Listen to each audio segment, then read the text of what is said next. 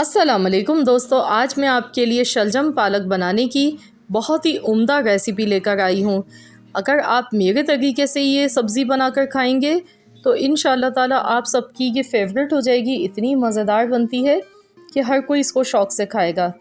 तो चलिए हम इसकी रेसिपी देख लेते हैं। अगर आपने मेरे चैनल को अब तक सब्सक्राइब नहीं किया है तो चैनल को सब्सक्राइब कर लीजिए। मैं डेली आप लोगों के लिए न्यू रेसिपीज़ लेकर आती हूँ जो कि आप सबको बेहद पसंद आती हैं। और अगर आपको मेरी रेसिपीज़ अच्छी लगती हैं तो वीडियो को लाइक ज़रूर किया कीजिए। इससे हमारी हौसला अफजाई होती है आपके एक छोटे से लाइक से।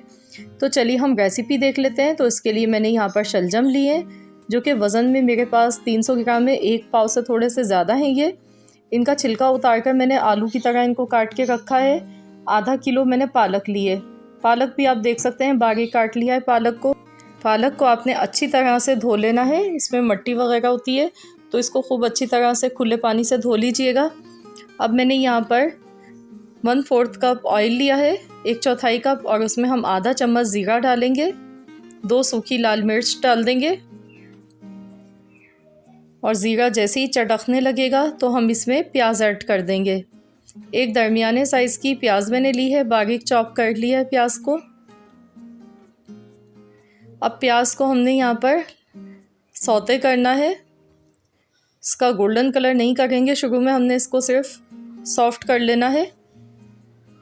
तो लगातार चम्मच चलाते रहेंगे। प्याज को यहाँ पर हम फ्राई कर लेते हैं।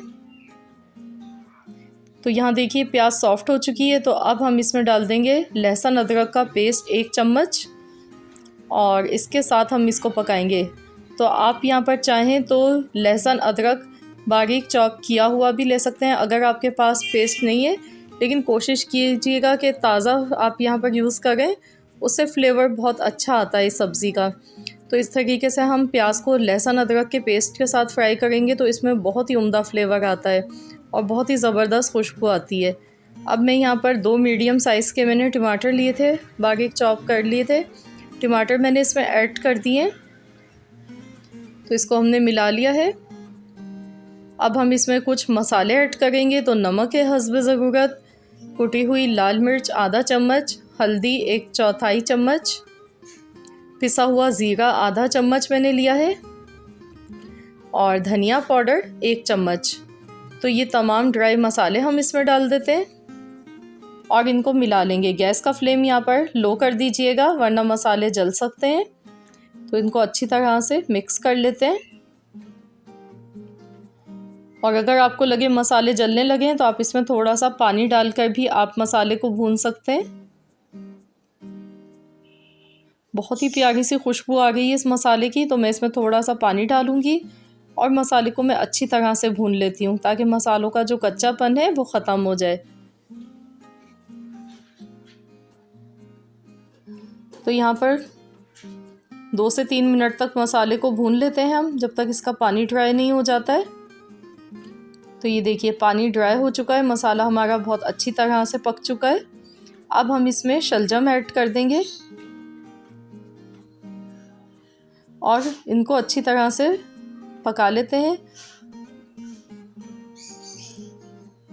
तो इनको 2 मिनट तक ऐसे ही हमने भून लेना है अच्छी तरह से मसाले में।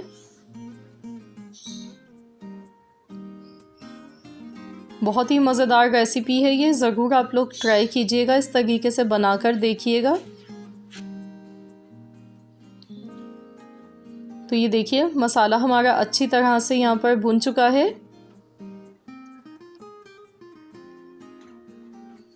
तो अब हम इसमें थोड़ा सा पानी डाल देंगे। 1 कप मैंने पानी डाला है ताकि शलजम इसमें अच्छी तरह से गल जाए।